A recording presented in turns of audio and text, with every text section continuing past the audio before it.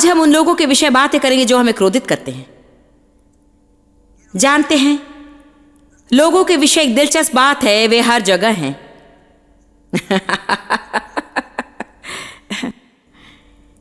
ऐसा लगता है कि आप उनसे दूर नहीं जा सकते हैं।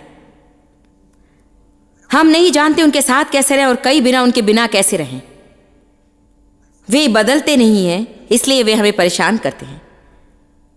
हम चाहते कि वे वही करे जो हम चाहते हैं और वही काम करे जो हम चाहते हैं, और वे बस उसे नहीं करते हैं। क्या आज यहां ऐसा कोई है जो अपने जीवन में चाहता है कि वे सचमुच बदल जाएं?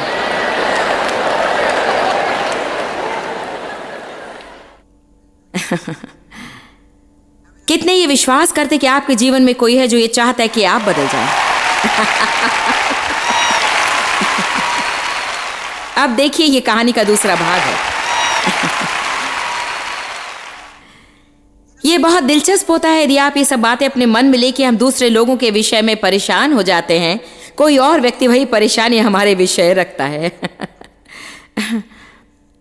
परंतु समस्या यह है कि हम हमारी तरफ लाल रंग के चश्मे से देखते हैं और दूसरों की तरफ मैग्नीफाइंग ग्लास से देखते हैं।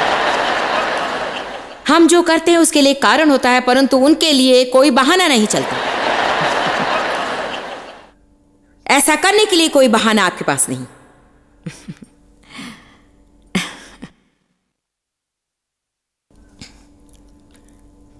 रोमियो 12:16 हमें लोगों के साथ में उत्तम होने के लिए बताता है। मैं चाहती हूं कि आप उसे देखें।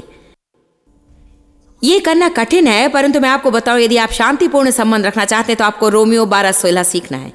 और यदि आप रोमियो 12:16 नहीं सीखें, और मैं नहीं कह रही कि उसे पढ़ें, उसे सीखना है।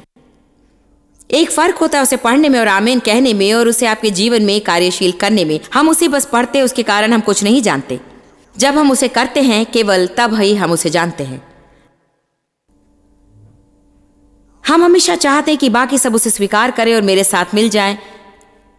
और फिर मैंने ये वचन पाया, आपस में एक सा मन रखो, कठिन ना हो, अभिमानी, ऊंचे विचार वाले, अलग रहने वाले ना हो। मतलब अपनी घमंड की आत्मा छोड़ दो, परंतु तैयार होकर जल्दी से दीन लोगों के साथ में संगति रखो। अपने आप को उनके साथ रखो। अपनी दृष्टि में बुद्धिमान ना हो। इसलिए बाइबल में बताती है कि इसके बजाय कि हम कोशिश करें कि सब हमारे साथ मिल जाएं, हमें ये सीखना है कि पवित्र आत्मा की सामर्थ में हम अपने आप को कैसे दूसरे लोगों के साथ जोड़ दे। इसीलिए पौलुस ने कहा, यहूदियों के लिए मैं यहूदी हूं, यूनानी के लिए मैं यूनानी, व्यवस्था के अधीनों के लिए मैं व्यवस्था के अधीन बना, व्यवस्थाहीनों के लिए मैं व्यवस्थाहीन बना, बंधुओं के लिए मैं बंधुआ बना, स्वतंत्र लोगों के लिए मैं स्वतंत्र बना। पौलुस ने बनाया था, और मैं सोचती हूँ कि बनाया ये मुख्य शब्द है, क्योंकि मैं नहीं सोचती हूँ कि हम एक सुबह उठकर हम उद्धार पाए हैं इसीलिए इसे कर पाएंगे। मैं सोचती हूँ कि आपको इसे अपने जीवन में बनाना होगा। उनके पास ये अद्भुत योग्यता थी कि यदि वो परमेश्वर के राज्य के लिए सबसे उत्तम होगा तो वो दूसरे जो चाहेंगे वो बन जाता था। मैं आपको एक बताऊंगी कि यदि आप अपने जीवन पर अभिषेक लिए हैं और आप परमेश्वर के द्वारा उपयोग किए जाना चाहते हैं तो आपको शांति रखनी होगी, और आपके जीवन में शांति बनाए रखने के लिए आपको जो भी करना होगा उसे आप पूरी दिलचस्पी से करें, क्योंकि यदि आप शांति में नहीं हैं तो प्रभु का अभिषेक आपके द्वारा नहीं बहेगा। उदाहरण के लिए पौलुस ने लोगों को ये तक कहा, यदि आपका विवाह अविश्वासी से हुआ है और वो आपके साथ रहने के लिए तैयार है तो उसके साथ रहें और इसके विषय बड़ी बात न बनाएं। परंतु यदि वे आपके साथ नहीं रहना चाहते हैं तो उन्हें जाने दें, क्योंकि तुम शांति के लिए बुलाए गए हो।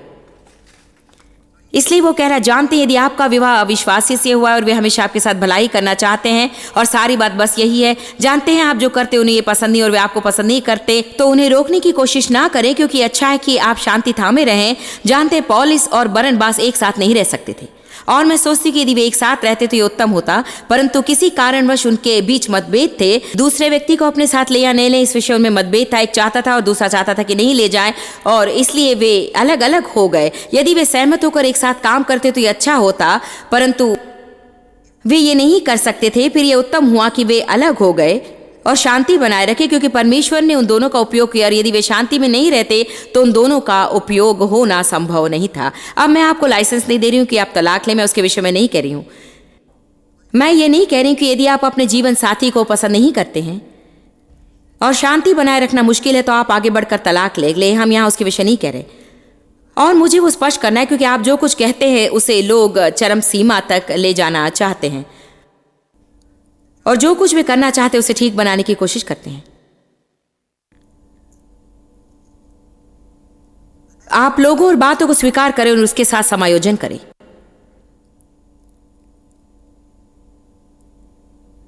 वचन 17 कहता है, बुराई के बदले बुराई ना करो, जो सच है उसके विषय सोचो। यदि संभव हो, जितनी भी संभव हो उतनी सबके साथ में शांति बनाए रखो। बाइबल इफिसियों 5 में कहती है कि पत्नियों अपने पति के अधीन रहो। आप कुछ महिलाओं से अधिक उत्तम रीति से मैंने कभी भी उस वचन की ओर ध्यान नहीं दिया, परंतु आप जानते हैं हम सब अपने तरीके से करना चाहते हैं। मैंने आपसे कहा ये सारी बातें जो आपको क्रोधित कर देती हैं वे सब नियंत्रण की बातें हैं। हम लोगों पर नियंत्रण करना चाहते हैं, बस एक ही समस्या ये है कि वे भी हम पर नियंत्रण चाहते हैं। आमीन। हम लोगों को नहीं समझते हैं।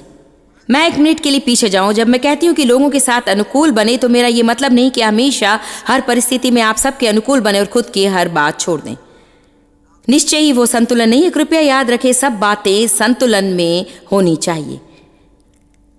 ये मानो ऐसा है जैसे हमेशा हम इस ओर या उस ओर गड्ढे में ही रहते हैं।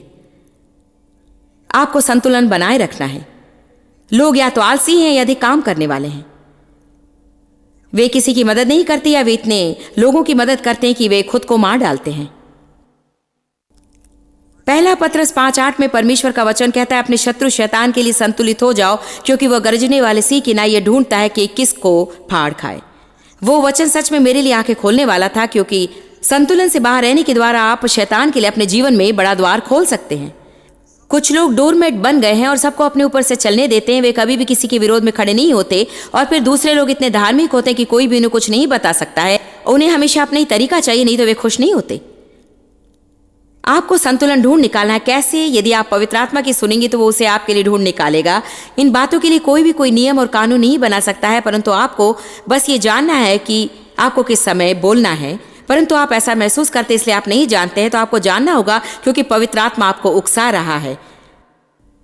अब ये एक समय है जहां आप इसके लिए आप हिम्मत छोड़ दें। मैं सोचती हूँ कि मुख्य बात यही है कि हम लोगों को हम पर नियंत्रण नहीं करने दे सकते हैं। यदि उसका यही अर्थ होता है तो परमेश्वर हमें जो करने के लिए कह रहा है उसे हम नहीं करेंगे। हम लोगों को नहीं समझते हैं।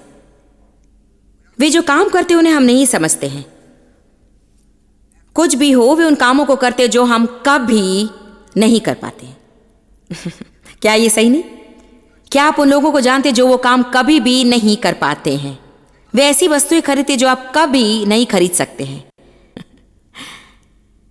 वे हमें चोट पहुंचाते, दुख देते, निराश करते हैं, हमारा उपयोग करते हैं। और जब परमेश्वर के पास हम जाते हैं तो वो कहता है, उन्हें क्षमा कर, उनके लिए प्रार्थना कर और उन्हें आशीष दे। किसी भी रूप में वो मेरे लिए कुछ भी उचित नहीं लग रहा था। क्या कोई मेरे साथ है? आज मैं जिस पृष्ठ पर उसी पर आप में से कितने हैं? हमारे जीवन में जिन लोगों ने गड़बड़ी की और वे टूटे हुए हैं तो हम उन्हें ठीक करना चाहते हैं, परंतु यह हमेशा काम नहीं करता, क्योंकि हमेशा वे नहीं चाहते कि जोड़े जाए। हम उसके विषय अधिक बात बाद में करेंगे। बहुत से लोग उन 5 मूर्ख कुंवारियों के समान हो सकते हैं जिन्होंने तैयारी नहीं की थी, और जब उनका तेल खत्म हुआ तो वे उनसे तेल मांगते जिन्होंने अपना काम किया था और तैयारी की थी। जीवन में ऐसे भी लोग हैं जो कुछ भी नहीं करते हैं और हर समय जब जरूरत पड़ती है तो वे आपके पास आते हैं। जो आपने करना चाहिए वो व्यक्ति करता है और आपको जो मिला है उसका वो भाग लेना चाहता है। वे चाहते हैं कि आप उनके वचनों की ओर देखें, उनके विश्वास करने का काम करें, उनकी प्रार्थनाएं आप करें। वे चाहते हैं कि आप उनका विश्वास करने का काम करें और आप उन्हें सलाह देते हैं और उनसे बातें करते हैं और आप उनसे प्रेम करते हैं और आप उनसे शैतान निकालते हैं और आप उन्हें पैसा देते हैं और उन्हें जीवन के मुश्किल समय से बाहर निकालना चाहते हैं। और जैसे ही आप अपनी पीठ फिराते वे वापस जाकर उसे ले लेते हैं। कई बार प्रभु से जाना मुश्किल होता है कि ये सब कब खत्म होगा, परंतु आपको सच में परमेश्वर की सुनना है, क्योंकि कई बार आप लोगों की मदद न करने के द्वारा ही मदद कर सकते हैं। क्या आपने मुझे सुना? मैं सोचती हूँ कि कई बार मसीही लोगों के लिए आसान होता है कि बस मदद करते रहें और दयालु हों और देते रहें, क्योंकि ऐसा करने से हमें सुरक्षा महसूस होती है और जानते हैं ये मानो हाँ ये एक अच्छी बात है, इसलिए जब तक मैं इसे कर रही हूँ तब तक परमेश्वर के साथ मैं सही हूँ। परंतु कई बार हमें इस सत्य को जानना है कि यदि हम हमेशा उनकी मदद करते हैं तो परमेश्वर उनके जीवन में जो काम कर रहा है उसमें हम रुकावट डाल रहे हैं। मेरी कल्पना है कि आज यहाँ कुछ लोग हैं जिनके लिए आंखें खोल देने वाला होगा और शायद आपको बस इसकी ही शाश्वती चाहिए थी। यदि आपके जीवन में ऐसा कोई है जो किसी तरह से किसी आदत पर आधारित है, आप नहीं चाहते कि साथ में आधारित हो, जिसका अर्थ होता है कि वे दुखी होते हैं और आप उन्हें आपको दुखी करने देते हैं। वे हमेशा गड्ढे में होते हैं और आप भी खुद को उनके साथ गड्ढे में जाने देते हैं। मैं चाहती हूं कि आप मत्ती 25 देखें। हम नहीं चाहते कि उसे भूल जाएं कि यीशु ने पतरस के सामने कहा था, पीछे चला जा शैतान, तू मेरे मार्ग में है, तू मेरे लिए रुकावट, एक लड़खड़ा देने वाला पत्थर है और मैं उसके साथ नहीं रहूंगा। आमीन।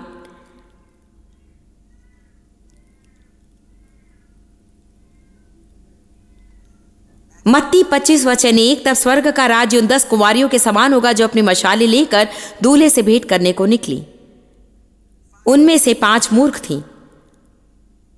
मैं बहुत से मूर्ख लोगों को जानती हूं। देखिए, यदि कोई नहीं जानता कि क्या करे, उन्हें क्या करना चाहिए था, कभी नहीं सिखाया गया, तो ये अनजान रहना है। परंतु यदि वे जानते हैं कि क्या करना है और वो उसे नहीं करते तो ये मूर्खता है। मैं कुछ मूर्ख लोगों को जानती हूं, क्योंकि आप उन्हें बार बार कहते हैं और वे पहला अनुभव भी प्राप्त करते हैं। उन्होंने अपने जीवन में परमेश्वर की भलाई देखी है, उन्होंने अनुभव किया है कि परमेश्वर उनके लिए क्या करेगा। वे दोबारा जाते उन्हीं बेकार की बातों की और लौट जाते जिनमें वे पहले थे। मैं इस पर आश्चर्य करती हूं। मैं तो बस मानो आप में आखिर क्या गलत है। जानते कुछ लोगों के लिए क्या है, कुछ लोग अपनी विजय बड़ी आसानी से प्राप्त कर लेते हैं और इस आसान विजय के लिए आपको कोई कीमत भी नहीं चुकानी पड़ी है, तो वो आपके लिए उतनी महत्वपूर्ण नहीं होती। चमत्कारी बदलाव के लिए मैं आपको एक बात बताती हूं। हर एक बदलाव एक चमत्कार है। मैं चमत्कार पर विश्वास करती हूं और मैं विश्वास करती हूं कि कुछ लोग केवल वही पाना चाहते और परमेश्वर उन्हें उस तरीके से देगा, परंतु सब उसी तरीके से प्राप्त नहीं करते। कुछ लोगों को पसीना बहाना पड़ता है, तकलीफ सहना पड़ता है। आप वचन पर चले लोगों। मेरे जीवन में बहुत सी समस्याएं रही हैं, परंतु एक अद्भुत बदलाव मैंने पाया है जिसे मैं याद कर सकती हूं, और वो आइस क्यूब्स चबाने से था। मेरे पूरे जीवन भर मेरी आदत थी कि मैं बर्फ चबाकर खाती थी। मेरे जीवन भर मैंने इतना अधिक बर्फ खाया कि मैंने मेरी दांतों की सुरक्षात्मक परत तोड़ दी और लगभग मेरे हर एक दांत पर अब केप्स लगे हैं। मैं अपनी किशोर अवस्था में बहुत ही मोटी थी और मैं बर्फ चबाया करती थी क्योंकि वो मुझे खाते रहने से बचाता था, परंतु उसने मेरे दांत खराब कर दिए। मैं वैसा करने की आदत में चली गई और मैं उसे रोक ना सकी। मतलब बुरी सर्दियों में भी मैंने बर्फ खाया, और जानते हैं बहुत ठंड होने पर मुझे बर्फ चाहिए था। देव, याद है जब मैं बहुत ही बर्फ खाती थी? मेरे कुछ बच्चे भी बर्फ खाने की आदत में फंस गए। मैं नहीं सोचती कि आपने कभी ऐसा किया, परंतु उनमें से कुछ ने बर्फ चबाया है, क्योंकि मैं हमेशा वैसा करती थी। जब मैं सेवकाई में आई और सेवकों के साथ बाहर जाती थी सभाओं के बाद और सारी बातों के बाद, मतलब यदि मैं बर्फ चबाऊं तो वो उतना बुरा नहीं था, परंतु कई बार मैं अपने साथ बर्फ रखती और मैं बस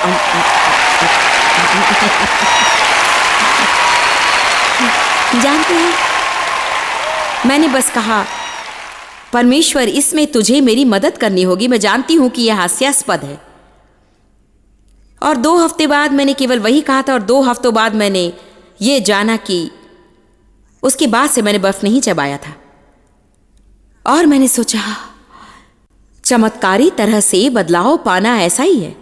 मुझे खुशी है कि मैंने एक अनुभव पाया, नहीं तो मैं उसे कभी नहीं जान पाती। जब हम प्रभु के साथ आत्मा में चलते थे तब डेव और मैं दोनों धूम्रपान करते। मैं जब 9 वर्ष की थी तब से धूम्रपान करती और कहती मैं कभी बंद नहीं कर सकती, कभी बंद नहीं कर सकती। से जब मैंने बंद करने की कोशिश की, मेरे लिए करना मुश्किल था। मैंने कोशिश की, असफल रही, कोशिश की, असफल रही। एक दिन देव ने प्रभु से कहा, जानते हैं प्रभु, मैं इस पर कोई काम नहीं करना चाहता हूँ। यदि तू नहीं चाहता कि मैं धूम्रपान करूँ तो उसकी इच्छाएं दूर कर दे। दूसरे दिन उठने के बाद उन्होंने कभी धूम्रपान ही नहीं किया। क्या आप उन्हें थप्पड़ मारने की इच्छा नहीं रखते जिन्हें बड़ी आसानी से सब कुछ मिल जाता है और आप मानो बस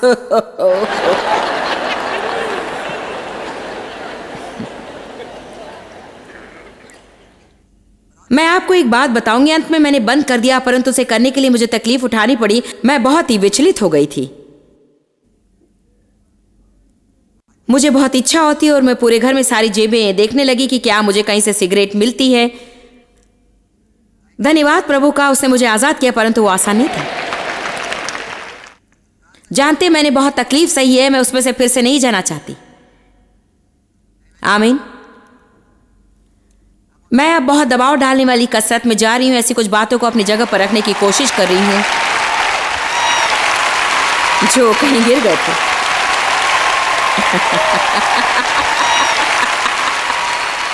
जानते ही एक जगह है और किसी सुबह उठते ही है और वो किसी और जगह पर होता है।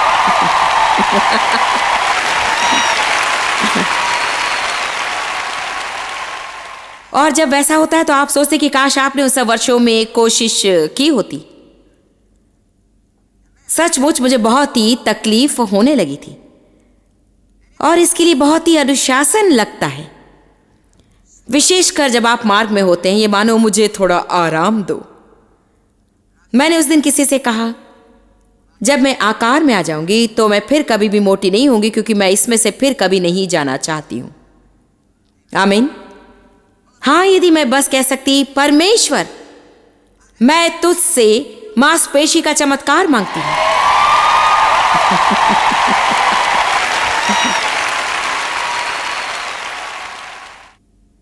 तो क्या आप जानते हैं, मैं शायद खुद की अधिक देखभाल करने के विषय फिर से नहीं सोचती, क्योंकि मैंने उसे आसानी से प्राप्त किया होता और ये मेरे लिए कोई अर्थ नहीं रखता। जब आप इसे आसानी से प्राप्त नहीं करते और जब आप उसकी कीमत चुकाते हैं तो ये आपके लिए बहुत अर्थ रखता है। ये मानो ऐसा है कि माता पिता बच्चे के लिए जो खरीद कर लाते, वो बच्चा उन वस्तुओं की देखभाल नहीं करता, परंतु जब वे खुद खरीदते हैं। आमीन। मैं आपको नहीं बता सकती कि हमारे छोटे बेटे ने हमारे घर में कितनी गंदगी फैला कर रखी थी। जब वो अपने घर में गया, हम वहां जाते और वो कहता, अपने जूते निकाल ले। ये जैसे कितनी बार मैं उसके पीछे पीछे जाकर उसके पैरों के निशान मिटाया करती थी, क्योंकि वो घर बहुत मिट्टी लाया करता था। उसने उस घर के लिए पैसा चुकाया था, उसने उन वस्तुओं के लिए कीमत चुकाई थी, उसे उन्हें साफ करना पड़ता था। वो नहीं चाहता था कि वे गंदे हो। मैं क्या कह रही हूं, उसे कितने लोग समझ रहे हैं। यदि हम लोगों के लिए कुछ बहुत आसान बना देते हैं तो वे उसकी सराहना नहीं करते और कई बार वे उसे संभाल कर नहीं रख सकते, क्योंकि उसे प्राप्त करने के लिए उन्होंने कुछ भी नहीं किया। अपने बच्चों को बर्बाद ना होने दे, उन्हें काम करने दे। मैंने कहा, उन्हें काम करने दे। उन्हें सब कुछ ऐसे ही ना दे दें, उन्हें कुछ करने के लिए लगाए, उन्हें उसे कमाने दे। तो उनमें से 5 मूर्ख थी, 5 बुद्धिमान थी। जब मूर्खों ने अपने दीपक साथ में लिए तब उन्होंने अपने साथ अतिरिक्त तेल नहीं लिया, परंतु बुद्धिमान ने अपने दीपक के साथ में तेल की कुप्पी भी ले गई। जब दूल्हे के आने में देरी हुई और वो देरी से आया तो वे नींद महसूस करने लगी और वे सो गईं। परंतु आधी रात में अचानक शोर होने लगा, देखो दूल्हा आ गया है, जाकर उससे मिल लो। फिर सारी कुंवारी उठ गई और जब अपने दीपक ठीक करने लगी और मूर्खों ने बुद्धिमानों से कहा, हमें थोड़ा तेल देना, क्योंकि उनका तेल खत्म हुआ है। मुझे आपके विषय नहीं मालूम, परंतु कई बार मैं बस परेशान हो जाती, क्योंकि लोग मेरा वो तेल ले लेते हैं जिसे प्राप्त करने के लिए मैंने कठिन परिश्रम किया था, और वे अपना प्राप्त करने के लिए कुछ नहीं करना चाहते। वे अपनी बाइबल नहीं पढ़ते, प्रार्थना नहीं करते, कलीसिया नहीं जाते। आप उन्हें $1000 के टेप्स दे सकते हैं और वे उन्हें सुनने के लिए टेप रिकॉर्डर भी ढूंढ निकालना नहीं चाहते हैं। आपने उन टेप्स का क्या किया? हाँ, मैं उन्हें कार से निकालना ही भूल गया और वो पिछली सीट पर ही पिघल गई।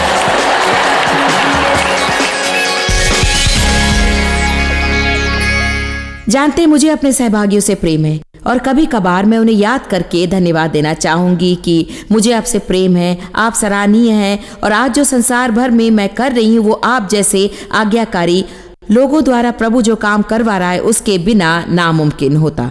अगर आप हमारी सेवकाई में सहभागी नहीं है तो सहभागी बनने के लिए मैं आज आपको आमंत्रित करती हूँ। मुझे आपकी जरूरत है, तो क्या मेरे सहभागी बनेंगे? जीवनों को बदलने में मेरी मदद करेंगे, यीशु के साथ लोगों के व्यक्तिगत रिश्तों में मेरी मदद करेंगे, लोगों तक प्रभु के वचनों को पहुंचाएंगे ताकि वे जीवन का आनंद लेना सीख सके। अगर आप सहभागी बनना चाहते लेकिन कैसे बने ये नहीं जानते हैं तो हमें लिख भेजें या फोन करें, हम आपको सारी जानकारी देंगे। तो क्यों ना आज विश्वास का एक कदम उठाएं, फोन उठाएं और कहें, जॉयस, देव, मैं आपका सहभागी बनना चाहता हूं, मैं उस चीज का सहभागी बनना चाहता हूं जिससे संसार में आज बदलाव आ रहे हैं। मुझे आपसे प्रेम है, प्रभु आशीष दे।